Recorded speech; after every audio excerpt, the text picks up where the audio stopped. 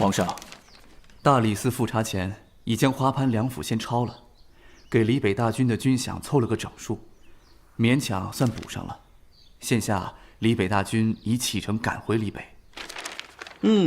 很好。逆党审得如何了？此前西部安裁判花思谦就在狱中咬舌自尽了，所供证词将罪行全部揽下。如今只有纪雷和潘如贵什么都没招认，便迟迟没判。那便接着审。是。可还有事启奏？皇上，近日传闻萧总督懒散非常，禁军有巡防要务，可他3天打鱼2天晒网，经常找不到人影。兵部逐渐起了疑声，众人议论。策安救驾有功，怎么当不起禁军总督的职位？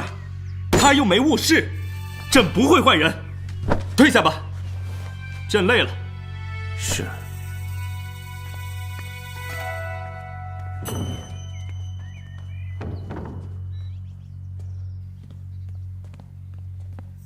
皇上，您别动气。您瞧，户部西大人今日又给您送来了好玩的物件。一会儿呈上来瞧瞧。这个西红轩是真得我心，跟他大哥西固安可不一样。他大哥判了，他不但无怨，还散财请罪。以后定能做个好官。是。太后那边怎么样了？太后娘娘意不乐，皇上慈孝，让娘娘好生在恩慈宫休养，现下一切安好。哦，那就好，那就好。策安呢？今日赏赐策安的东西，策安都受了吗？总督大人受了。他心情怎样？很欢喜呢。那就好，那就好。你先退下吧。是。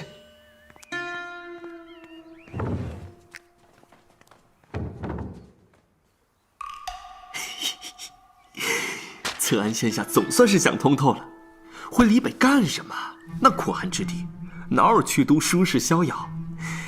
待在去都不一样能玩。我如今还做了皇帝，凭着这层关系，还不是想怎么横就怎么横？你要出城跑马，要扩建禁军办事院，要半日当差半日闲居，我什么都能准。哎呀，能陪我玩踢马球，一起听慕如弹琵琶，除了你还能有谁？有兄弟有女人，这皇帝除了穷点儿，当的可真他娘的舒服。晋江文学城唐九卿原著，斟酌文创出品制作，光合积木联合出品录制，广播剧《将进酒》第1季第9集。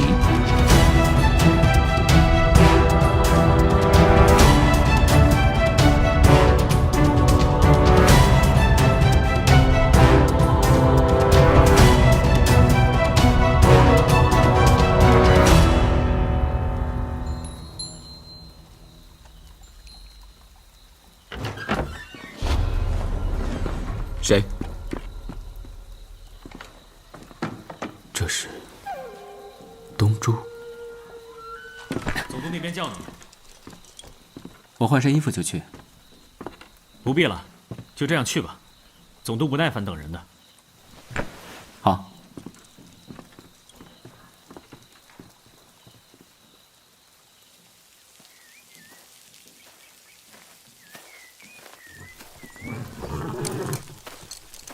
来了。跟我出门。上！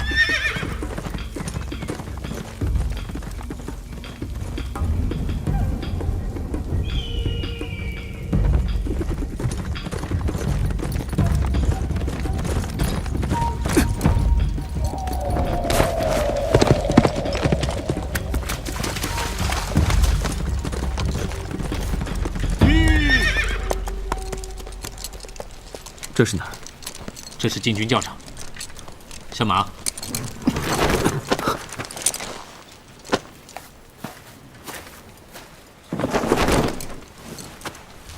脱了衣服。愣什么？快脱！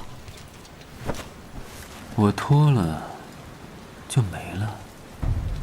那更要脱了，正好让我见识见识，几家心法淬炼出来的身体，与我有什么不一样？大家既然是同门，招式自然是一样的。那可不一定。我师父糅合了外家拳法，传到我这里，已经与几家拳大有不同。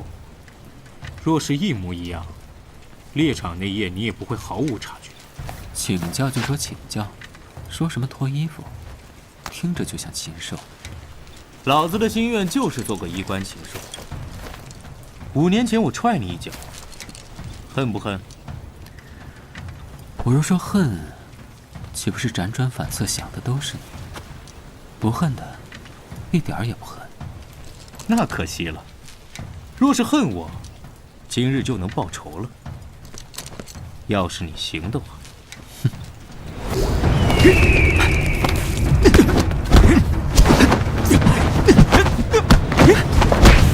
兰州，千万别晃神呐！拳脚无眼，可别伤了你。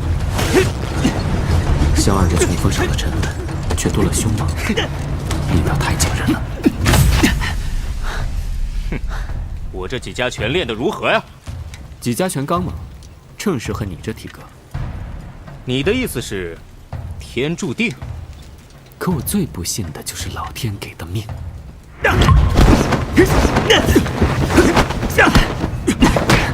匹夫撼树，我是该说你自不量力，还是该疼你勇气可嘉？别晃神，这句话还给你。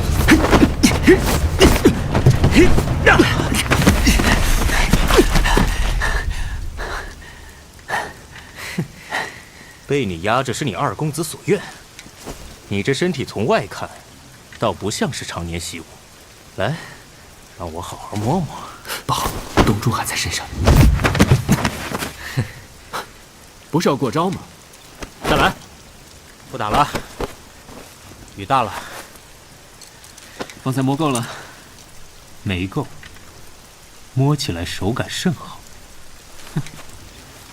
我以为你都要扒衣服了呢。我要真想扒，此刻咱们就坦诚相见。几家心法要走刀，你成日随身携带这种薄刃，这辈子也打不过我。打不过我，你怎么报仇？打打杀杀有伤和气，一起装疯卖傻不愉快吗？只怕你笑里藏刀，冷不丁的给我一下。只有色字头上带把刀，二公子正人君子，怕什么？才说完你二公子是衣冠禽兽，怎么老把我当正人君子？总督，求求你，我不好这个，我们好聚好散，何必这样纠缠？我就是好纠缠呐，兰州，好什么？我还没纠缠完呢。不好男色那是没尝着甜头。二公子教你。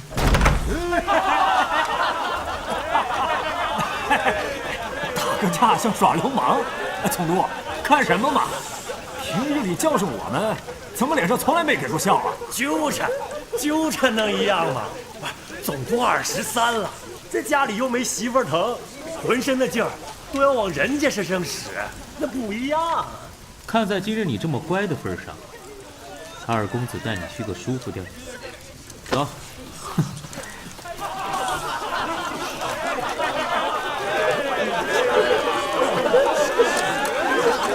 哎，那人是谁呀？怎的没在咱们禁局里见过呀？姓沈，钟伯的那个。什么？他就是那个沈氏余孽？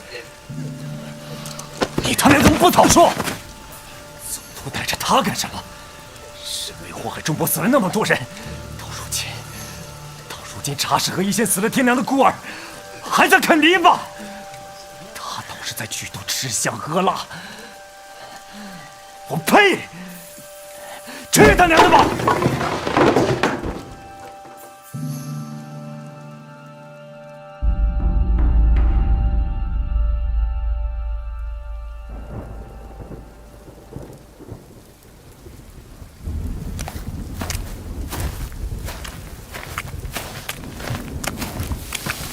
南陵猎场你救我一次，作为报酬，这茅屋分你一半。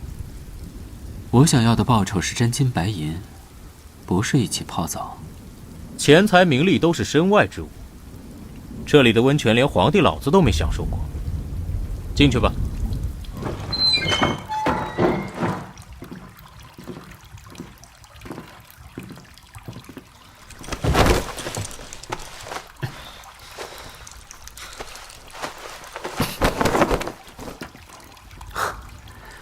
看着我做什么？你是要背过去脱，还是要看着我脱？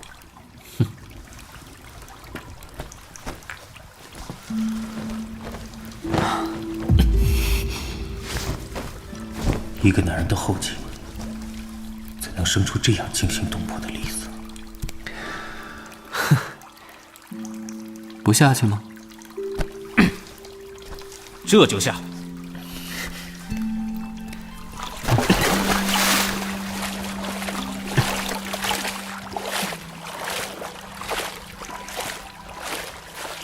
你躲那么远干什么？我乐意。一直盯着我做什么？你要看什么？说出来，我给你看。哼，方才该摸的都摸过。你笑什么？适才心情不错，怎么突然就变天了？我此刻的心情也不错。泡澡可以闭嘴，不需要讲。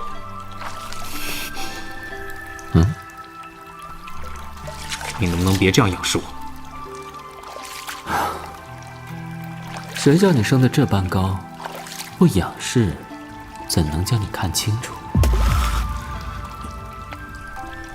爱得如此近，好似能闻到它的味道，淡淡的，好像再闻几次。我怎么会这样想？我怕是疯了。如此看我做什么？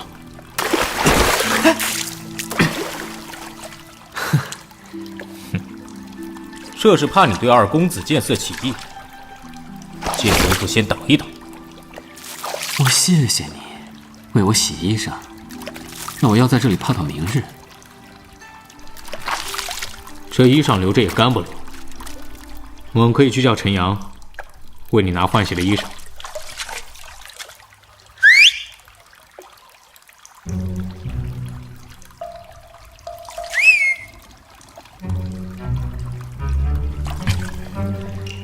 这家伙又上哪儿躲懒去了？我拧干吧。现下不行，等会儿。你说点别的。哼，你这教场占据了峰山的西南方，虽然离曲都很近，却被峰山挡了个彻底。八大营不会巡查此处，你这位置挑得太好了。如果没有峰山，我也不会要这块地。秋猎时禁军没有动手，但看得出装备齐全。如今花思谦死了，秋猎的后续查封一结束，督察院便该找你了。你的俸禄显然养不起2万禁军。按照秋猎前户部下拨的军饷，禁军显然没钱组建这样的规模。西固安死在了说不清上，如今这个说不清，马上就该来找你了。尽管来。工部许多劳力差事都交给禁军做，从5年前开始，差使禁军的每一笔银子都记录在册，白纸黑字，督察院再查也查不出别的。太后救你，自然是要用的。若是风平浪静，你兴许能在锦衣卫中步步高升。可先帝骤然发难，太后是不是找过你？不曾。那你运气不错。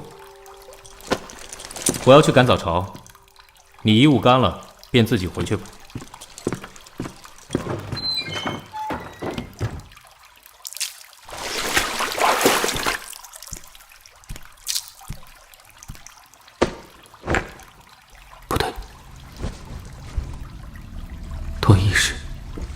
初分明是纳进了右手袖带，如今却是在左手袖带中，字已经看不清了。他连禁军账目来历都告诉我了，想必值得我坦言相告了。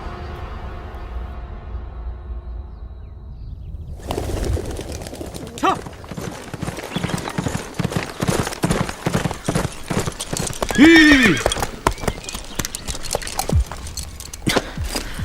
总督，昨晚在教场没寻着你，近来去都不安稳，你出门还是得跟着人。你叫古今和丁桃，随时盯着沈泽川。总督放心，宅院外边全部都是咱们的人，他只要出门，必定逃不过您的眼睛。只是花家已败，总督，如今盯着他有什么好处？我觉得这个人变化莫测，你如今看他，可能看出一点会功夫的样子。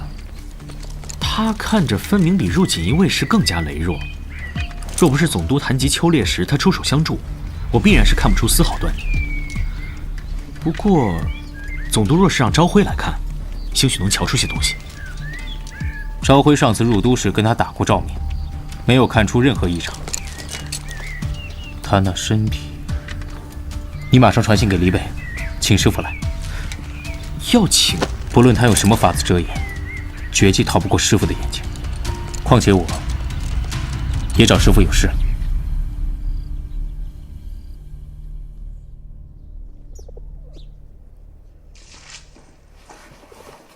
快点，动作都麻利点，把血迹都擦干净了。是。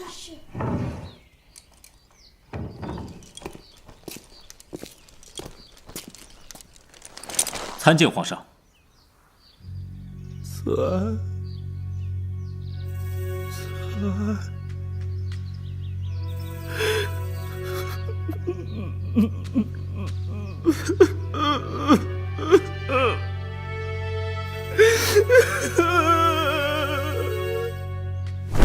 这算什么皇帝？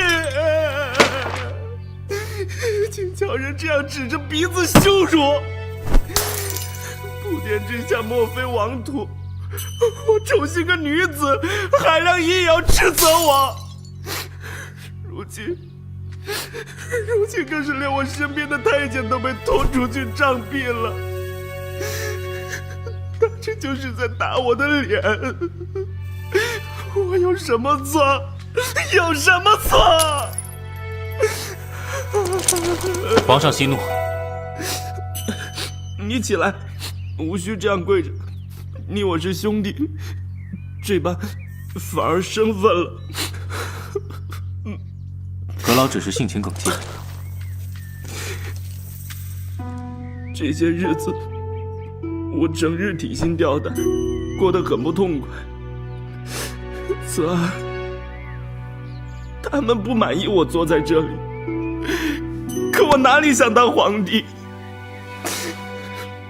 推我来的是他们，如今骂我的也是他们。我出门赏个花，他们也要上折子文绉绉的骂我。一个太监，杀了便杀了，可他海良仪为什么不能给我留点脸面？我好歹也是大周的皇帝，他把慕容说成下流人，他们又是什么清高好人？皇兄把这万里江山托付于我，我也想做个生时君主，可海良仪就是看不上我。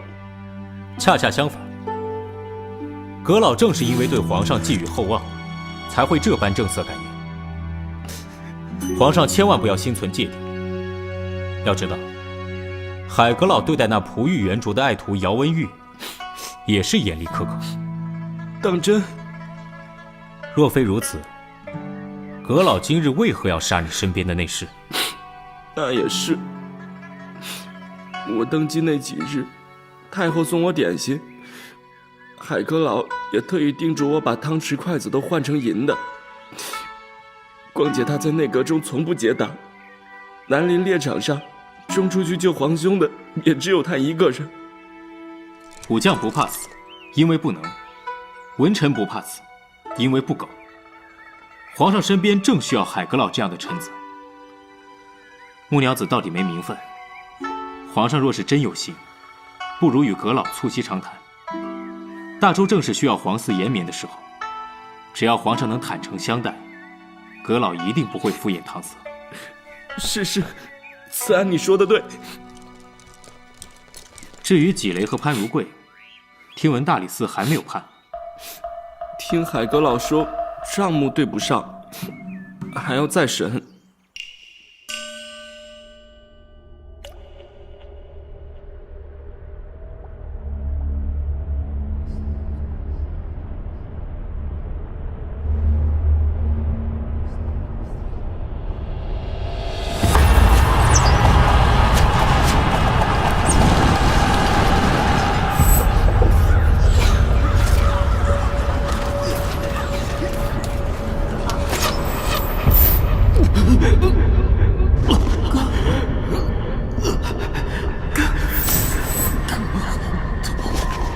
你在哪儿？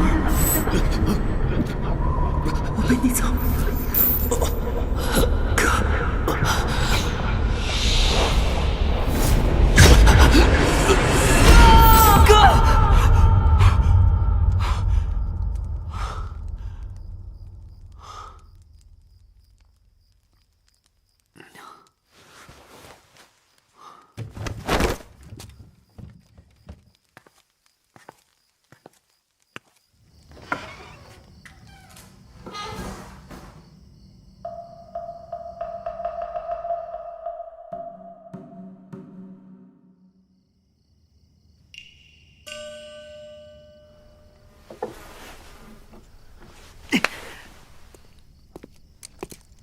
桃子，那人呢？刚用过饭，去了玉堂。多久了？半个多时辰了，怎么还没有出来啊？走了。人呢？他到底是怎么跑的呢？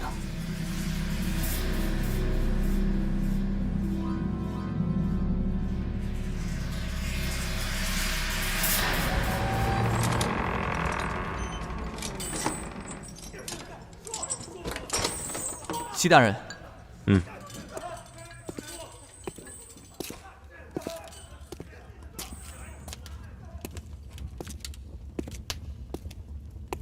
希儿上来了。你怎么会在这儿？大理寺3审，纪雷和潘如贵迟迟不判，是因为海良仪和薛修卓都没有从这2人嘴里撬出想要的东西吧？你要杀纪雷，可众目睽睽之下能怎么办？花党一案牵涉甚广，怕受他们2人攀有的人太多了。海良仪就为了提防他们莫名暴毙，所以叫人严防死守。你动不了手。我不动手，但是我有办法让纪雷开口。什么法子？让我见纪雷。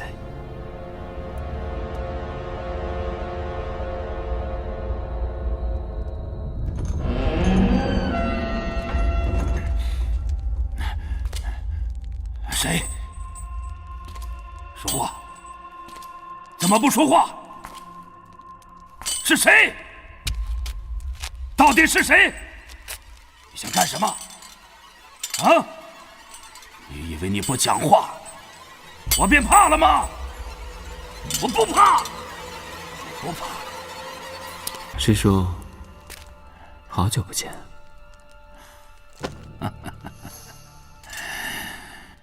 是你呀，钟伯的野狗！孽畜，找你师叔干什么？替纪刚报仇，还是替自己报仇？你看着我干什么？沈泽川，杀了纪墨的人是你们沈氏。蹂躏了华平亭的人也是你们沈氏。你活了这么久，你怎么面对自己？你是几万冤魂下的恶鬼，你该被千刀万剐！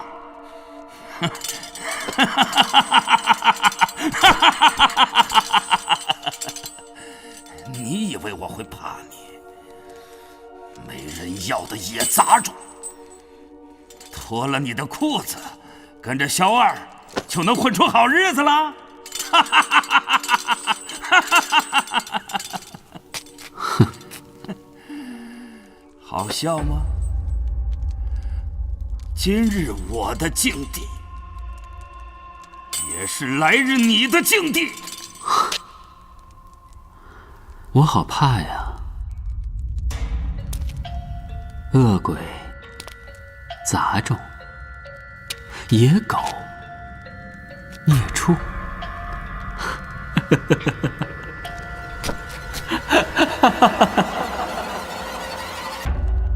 那都是我。你这般了解我，师叔，我太喜悦了。当年这里跪着的是我呀。你送我入招罪寺那日，对我说了什么？我有好好的感念诸位的恩情，每一日，每一夜。你还能怎么样？啊？杀了我！哼！我们叔侄难得聚首，玩的时间都不够，我怎么能这么快就杀了你？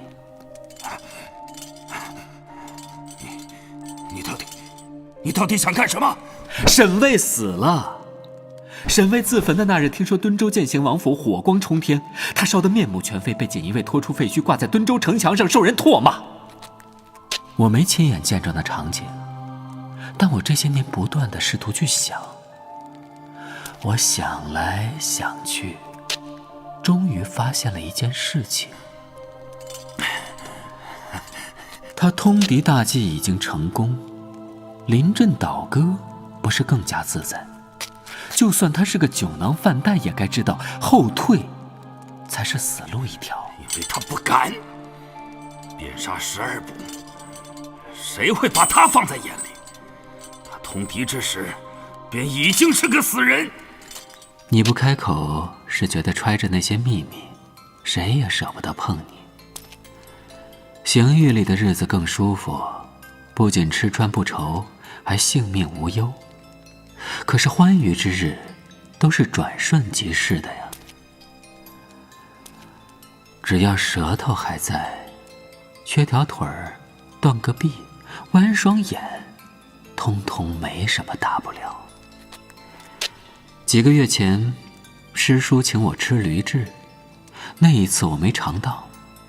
此刻长夜漫漫，正宜把酒相伴。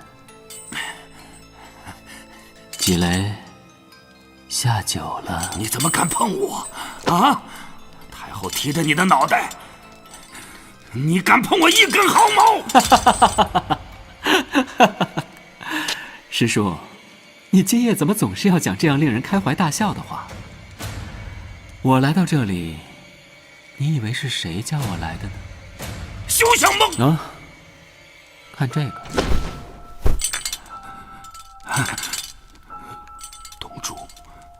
东珠，这是太后才有的东西，你知道它代表了什么？不可能，不可能！如此狡猾，休想诈我！贤德帝死了，沈卫也死了，花思谦也咬舌自尽了。下一个是你，还是潘如贵？我们抽签好不好？师叔，你先来。2把拨刃，抽中有豁口的就杀潘如贵，没有豁口的就拿你这一身血肉喂狗。别怕，抽啊！你在说什么鬼话呢？啊！太后叮嘱我下手要快，我却给了你选择的机会。师叔，多活1日也有转机。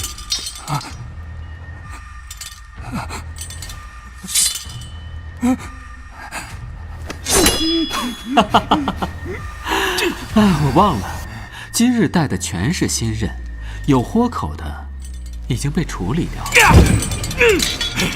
你要杀要剐就动手，你是知道的，我一句也不会说。错了，不是我要杀你，是你，是你，是我吗？是我吗？是你，就是你。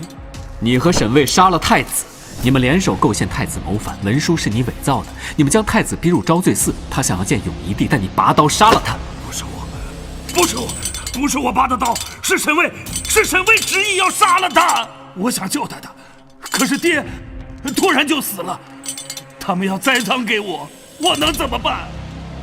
我只能求潘如贵，潘如贵要保我，我就必须伪造文书。所以沈卫也死了，如今就剩你了。你听我说，听我说，沈卫杀了太子，夜不能眠，便花了重金贿赂潘如贵，想离开曲都。当时李备崛起，太后为了提防萧家，沈卫被封为践行王，去了启东与李北，李北与阙都的必经大州中伯。太后要他做条看门狗，谁知道沈卫会通敌，他是在求死。他有与曲都来往的文书，文书一旦落入李北铁骑手中，萧继明就不会放过痛击曲都的机会。所以沈卫必须自焚，你明白了吗？他就是太后的妃子，谁都没想到他会狗急跳墙，放入边山骑兵来屠城。他这是在报复曲都，报复太后，报复大周。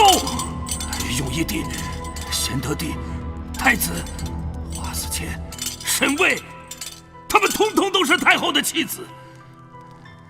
你如今为太后办差，你看看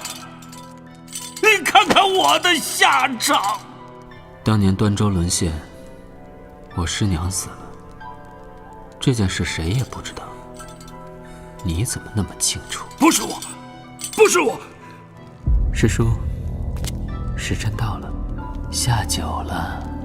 你疯了，沈泽川，你疯了！我疯了。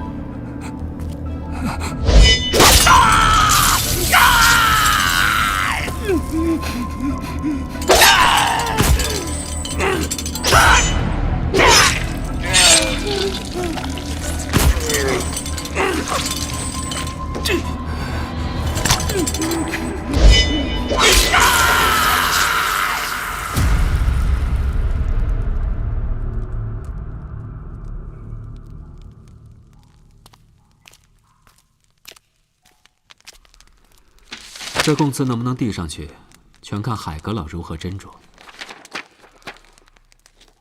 纪雷今日竟交代得如此详尽，哼，你还真行。这么大的忙，不是白帮的吧？锦衣卫里有个叫乔天涯的人，刀法很好，我想要他。好说，我和颜青谈。有劳了。夜已深，我该走了。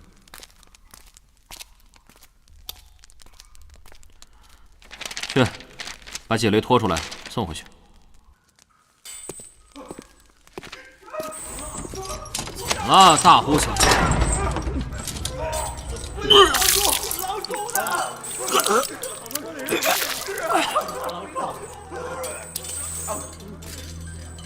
薛修卓不会理会审讯的手段，他一旦拿到这份供词，纪雷就没用了。但海良一定不会容忍。这摊子接下来就交给西红轩和薛修卓去收拾吧。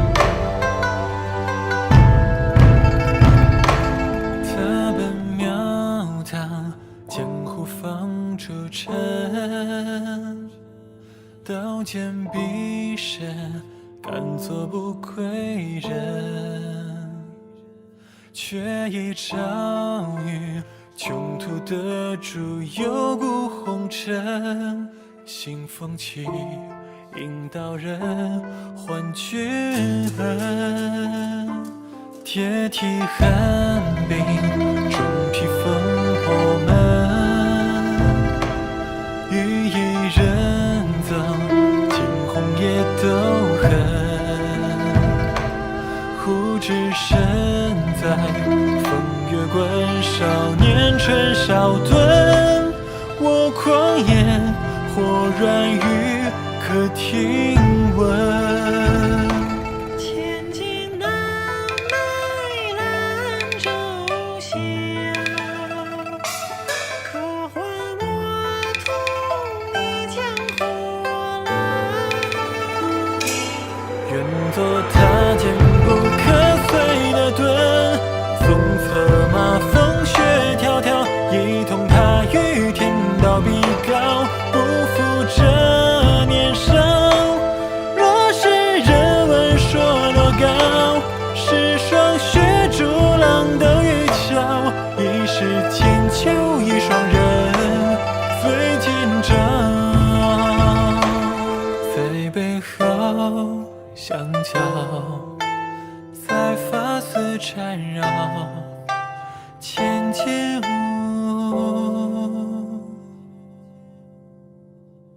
去一笑。